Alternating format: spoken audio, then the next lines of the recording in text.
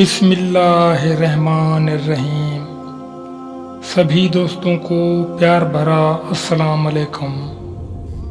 میرے پیارے دوستوں اور دیکھنے والوں، حضرت شیخ ابو العباس خضر الحسین الموصلی رحمۃ اللہ تعالیٰ علیہ فرماتے ہیں کہ ایک رات ہم حضور سیدنا غوث اعظم رحمۃ اللہ علیہ کی خدمت میں حاضر تھے۔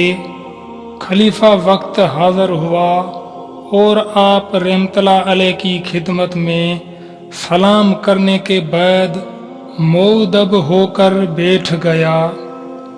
اس نے آپ رحمۃ اللہ علیہ کی خدمت میں 10 تھیلیاں دیناروں سے بھری ہوئی پیش کرنا چاہی، لیکن آپ رحمۃ اللہ علیہ نے انہیں قبول کرنے سے انکار کر دیا۔ جب خلیفہ کا اصرار زیادہ ہوا تو آپ رحمۃ اللہ علیہ نے ان میں سے 2 تھیلیوں کو پکڑ کر نچوڑا، جس میں خون ٹپکنا شروع ہو گیا۔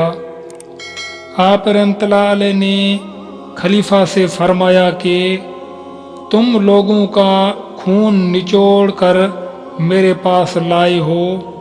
آپ رحمۃ اللہ علیہ کی بات سن کر خلیفہ بے ہوش ہو گیا۔